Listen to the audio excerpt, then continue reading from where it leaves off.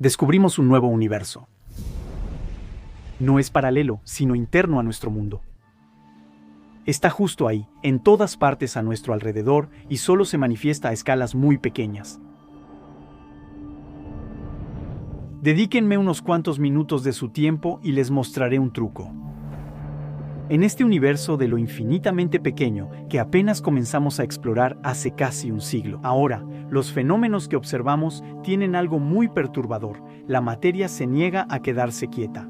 Las cosas pueden estar en varios lugares al mismo tiempo. Dos partículas, separadas por varios miles de kilómetros, pueden influenciarse instantáneamente, y su comportamiento depende literalmente de la manera en que las estudias. Y en este mundo alucinante, incluso es posible atravesar paredes y tomar varios caminos al mismo tiempo. Aunque todas estas rarezas solo se manifiestan a escalas infinitesimalmente pequeñas, estudiarlas ha tenido repercusiones inmensas, porque verán que el descubrimiento de esta parte de la realidad vino a dinamitar nuestra visión del mundo. Al mismo tiempo, plantea la cuestión de la frontera entre este universo desconcertante y aquel más reconfortante que experimentamos todos los días. Ahora es momento de abordar las rarezas de lo infinitamente pequeño, comenzando por establecer el escenario previo a su extraño descubrimiento.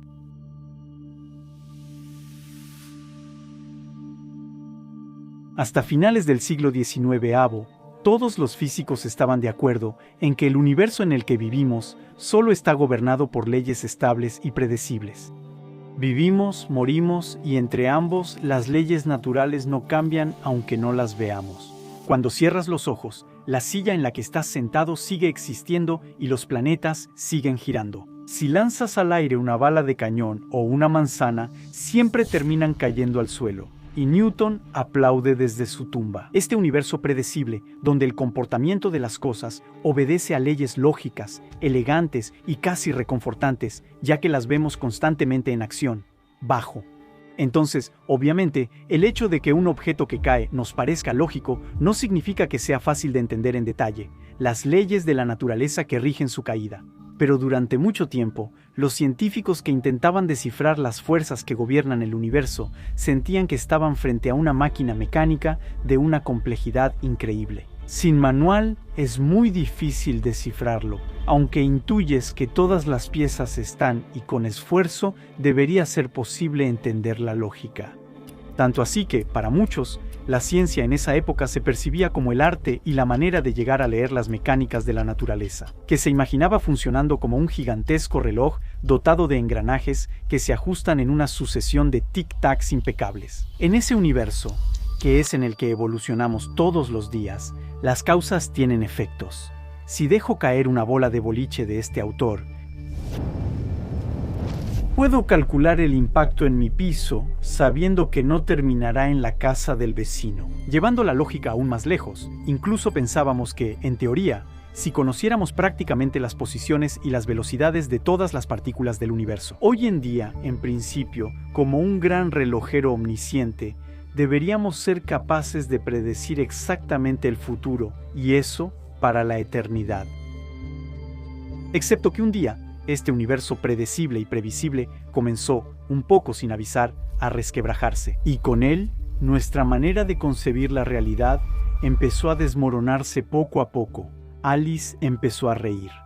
«No vale la pena intentarlo», dijo ella. «No se puede creer en imposibles». «Supongo que no tienes mucha práctica», respondió la reina. «Cuando era joven, practicaba media hora diaria y llegué a creer en 6 cosas imposibles antes del desayuno».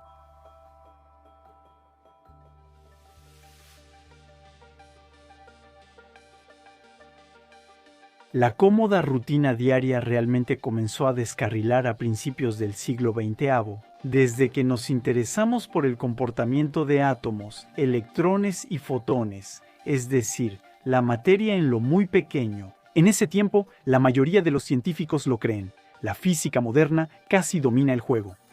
La electricidad, el magnetismo, la termodinámica, la química, todo está alineado. Solo queda afinar los decimales y habremos inventariado todas las leyes de la naturaleza. No debería tardar mucho, ya casi está hecho. Excepto que, a principios de este siglo XX, todavía quedan algunos pequeños detalles por resolver. Algunos elementos cuyo comportamiento se nos escapa y que hacen que los engranajes, aparentemente bien engrasados de esta hermosa mecánica clásica, rechinen un poco. Y terminarán por agrietar el edificio. Lo primero que molesta un poco a los investigadores es que las teorías de las que disponen en esa época a veces contradicen lo que observan. Por ejemplo, si creemos en esas teorías, los electrones que giran alrededor de los núcleos de los átomos deberían espiralear y terminar estrellándose alegremente contra ellos en unos cuantos nanosegundos. Y entonces, los átomos ni siquiera deberían existir, lo cual evidentemente no es el caso, ya que estamos aquí. Y además, está lo que se llama la catástrofe ultravioleta, que recibe su nombre del hecho de que, si seguimos creyendo en la mecánica clásica, la cantidad de energía emitida por una simple chimenea debería tender al infinito. Por eso habría matado casi al instante a todos los que la encendieron, pero claramente no fue así, ya que seguimos aquí. Por último, está el curioso efecto fotoeléctrico, donde las ondas de luz se vuelven chorros de partículas. No profundizaré en este experimento, cuya explicación le dio a Einstein el Nobel de Física.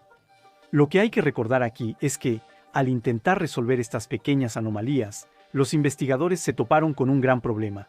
Un problema que resultó ser solo la punta del iceberg de un enorme campo de mamuts.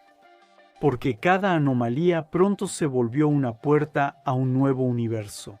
Hasta ahora se nos había escapado, y descubrirlo nos obligó a crear experimentos fabulosos y desconcertantes, que nos van a obligar, nada menos, a repensar la propia naturaleza de la realidad. Deja el micrófono, el universo. Quizá digan que exagero, así que lo que vamos a hacer es que les voy a dejar decidir. Les contaré, de forma general, lo que hemos hallado en lo infinitamente pequeño. Y ustedes juzgan si estos descubrimientos pueden justificar decir que lo que pensábamos saber sobre la realidad se ha derrumbado definitivamente, como un castillo de naipes arrasado por un huracán de ¿qué demonios?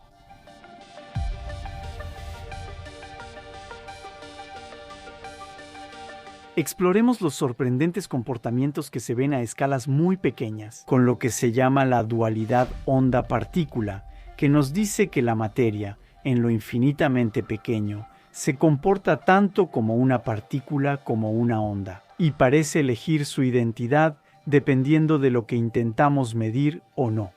Cuando estas partículas subatómicas se mueven, si no las observamos, o más precisamente, si no interferimos en ningún momento con ellas, entonces pueden tomar al mismo tiempo todos los caminos posibles a la vez. Y es solo cuando intentamos medir dónde está una partícula que éstas dejan de comportarse como una onda, para reducirse instantáneamente a un punto. Lo que hace que, a escala cuántica, una partícula como un electrón, algo que solemos imaginar como si tuviera una consistencia material, con una posición bien precisa, deba describirse como una onda de probabilidad de presencia. Una nube de posibilidades que solo colapsa y se localiza cuando intentamos observarla, es decir, en lo infinitamente pequeño. Cada vez que intentas atrapar niebla con un tenedor, ésta se transforma en un chícharo.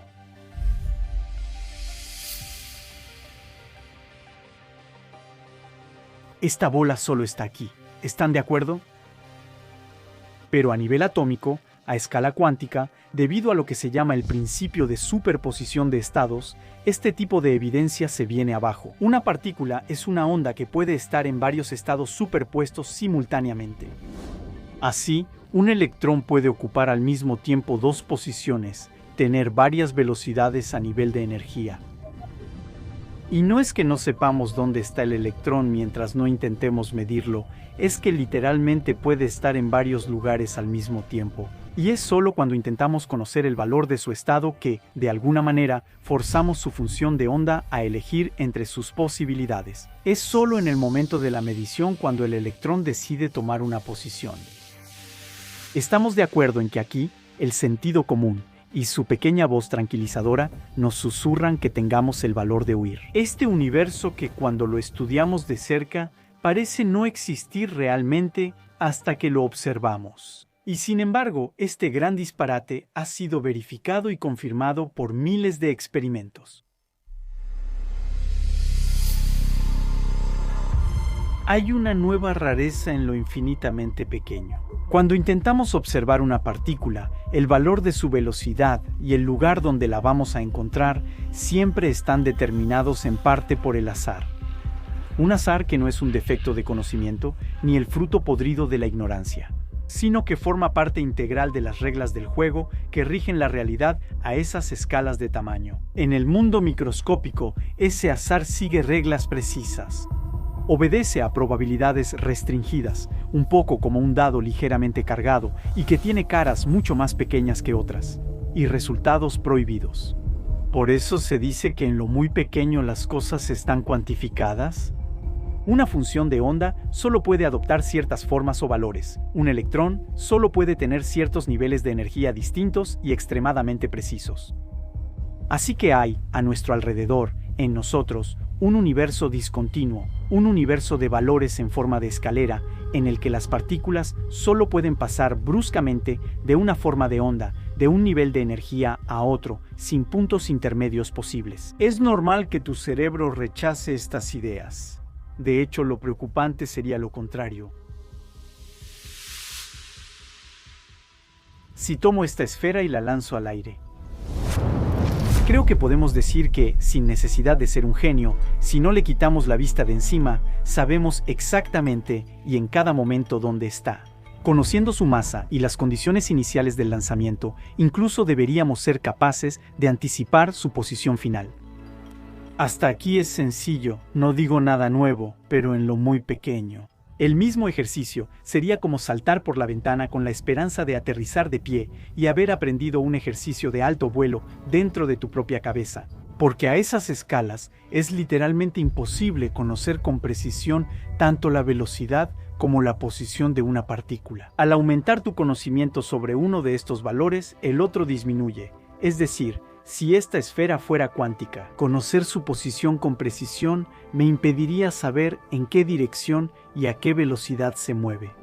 Por el contrario, si conozco exactamente su velocidad, entonces desconozco su posición y podría estar prácticamente en cualquier lugar a mi alrededor. Por el principio de incertidumbre de Heisenberg, al aumentar el conocimiento de una propiedad, la ignorancia de la otra también crece. La naturaleza de una cosa, en el mundo cuántico, siempre es, en parte, intrínsecamente inacible, y eso nos condena a estar siempre un poco en la oscuridad, a ver claramente solo un aspecto de la realidad. Si aún tienen hambre de rareza, les aseguro que con los 2 últimos pedazos quedarán satisfechos.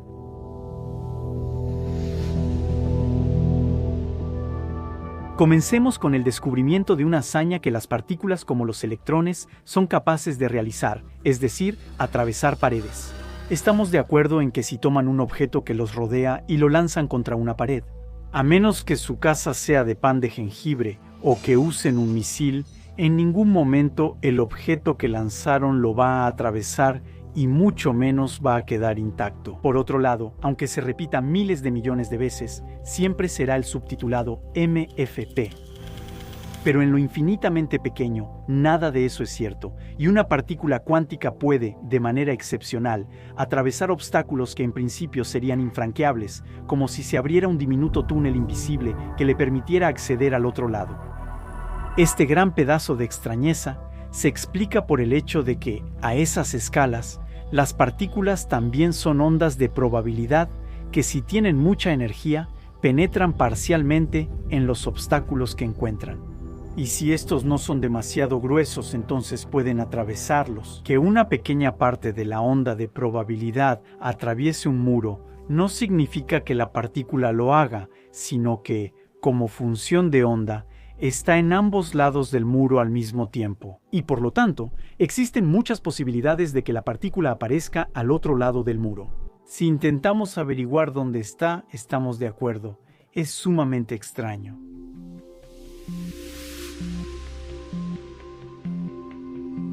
Y finalmente, aquí está la parte más grande y la última. Si tomas 2 partículas como electrones y las haces interactuar, puedes entrelazarlas. Es decir, hacer que pasen por una especie de pacto cuántico que las obliga a compartir un estado común, a estar de alguna manera unidas, por un lazo que las une al instante, sin importar la distancia entre ellas.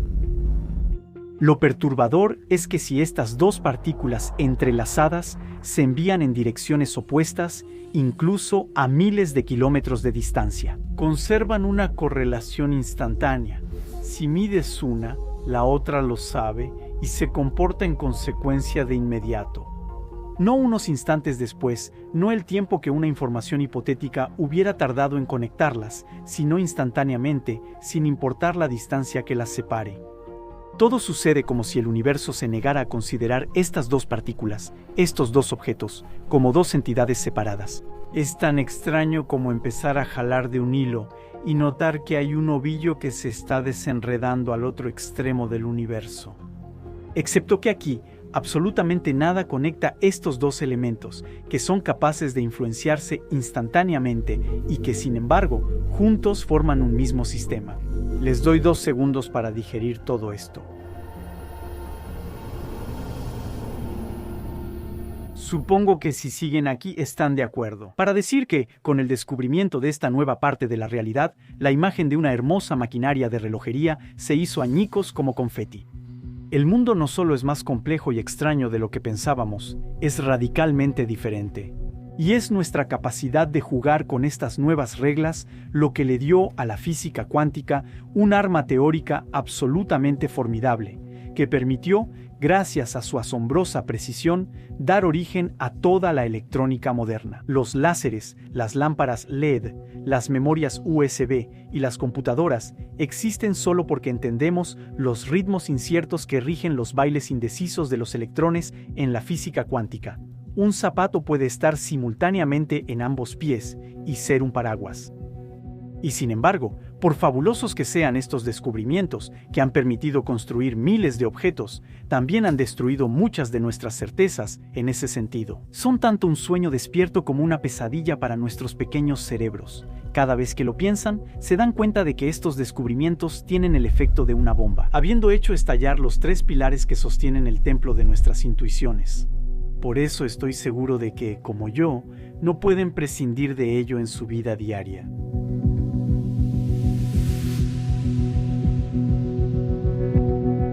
El primero de estos pilares es el del realismo, que podríamos resumir como: el mundo existe, incluso cuando no lo miramos, el sol brilla, aunque nadie le preste atención. Los alimentos no desaparecen al cerrar el refrigerador, igual que la cámara sigue ahí aunque no la vea. Seamos sinceros, es muy práctico en la vida diaria. El segundo pilar es el determinismo. Todo lo que ocurre tiene causas, aunque a veces sea difícil encontrarlas. Existen cadenas lógicas, de si esto, entonces aquello, pero en lo infinitamente pequeño, eso no es cierto. Por un lado, porque no se puede predecir exactamente el resultado de una medición, solo su probabilidad, y también porque a veces esto no tiene ninguna causa identificable. En casos que menciono en este video, el resultado de un experimento puede verse influido por eventos que aún no ocurren. Es como si mi tostadora pudiera prever que voy a hacer pan tostado mañana. En mecánica cuántica, tu intuición va a morir y luego renacer en forma de probabilidad. Y finalmente, el tercer pilar es el de la localidad, que nos dice que, para que las cosas actúen unas sobre otras, debe haber en algún momento u otro contacto. Que este contacto ocurra directamente o a través de algo más, como un rayo de luz o una onda de radio que conecta los objetos. Así, una cosa que se encuentra aquí no puede influir instantáneamente en otra, porque necesariamente se necesita tiempo, aunque sea mínimo, para que la señal llegue hasta allá. Estas 3 grandes ideas, estos 3 grandes pilares, formaron, hasta principios del siglo XX, la base de la ciencia y del sentido común. Y luego llegó la mecánica cuántica y volteó la mesa al mostrarnos que, a escalas pequeñas, esos pilares se convierten en un banquito inestable. Los objetos no tienen propiedades hasta que los medimos. El futuro no está escrito. Es un menú de probabilidades, y una partícula puede influir en otra a distancia, instantáneamente, cuando están entrelazadas.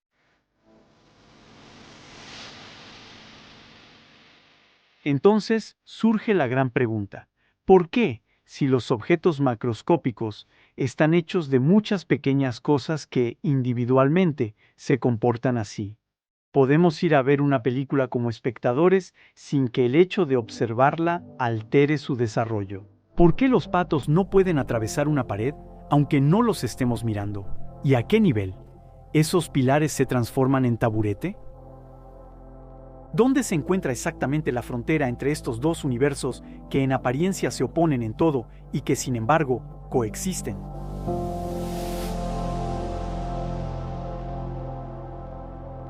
La respuesta se encuentra en el corazón de un fenómeno que llamamos la decoherencia y que silencia las rarezas cuánticas. Para quienes vivimos el mundo como gigantes, solo por la cantidad de partículas que nos rodean. Hay que entender que, en el mundo macroscópico, a diferencia de las condiciones de laboratorio, las partículas subatómicas están constantemente interactuando entre sí. Para que un electrón pueda estar en varios estados al mismo tiempo, necesita algo fundamental: el aislamiento controlado del experimento.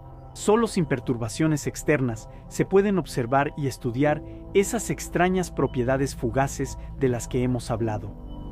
Sin embargo, el entorno donde se mueven las partículas tiene demasiadas interacciones para que las superposiciones persistan. Así, en cuanto una partícula microscópica se encuentra superpuesta en dos estados, su entorno cercano, compuesto por una miríada de otras partículas, actúa sobre ella como una especie de pegamento cuántico. Y casi instantáneamente es devuelta a la realidad, obligada a elegir entre todas las posibilidades.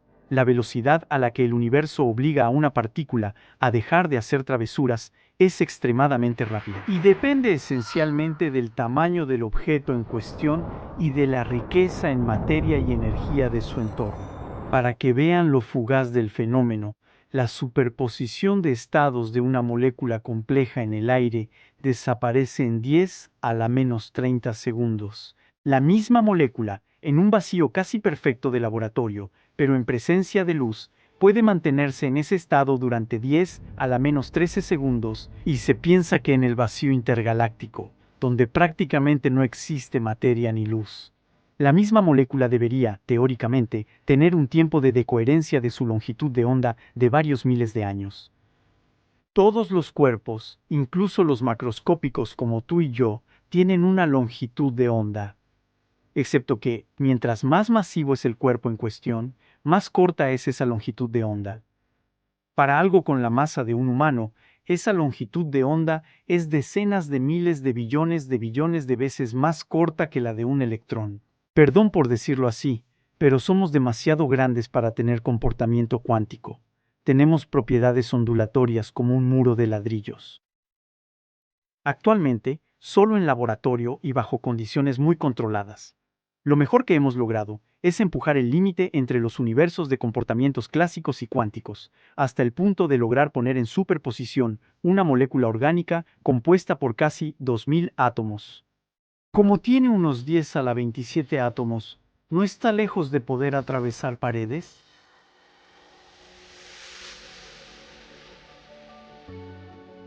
Actualmente, el santo grial de la física moderna es crear una teoría que describa ambos universos que parecen opuestos.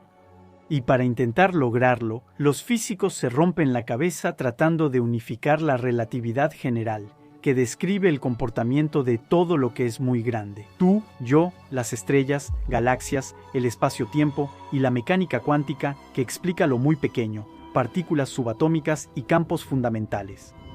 Cada una de estas teorías es una obra maestra de coherencia que describe maravillosamente su propio campo, sin hablar el lenguaje de la otra. Y para intentar encontrarles un vocabulario común, los físicos se interesan. Las condiciones que reinan en las regiones más extremas del universo, donde estas dos teorías se encuentran de manera espectacular. Cerca de los agujeros negros o del Big Bang. ¿Un físico es la forma en que los átomos piensan sobre los átomos?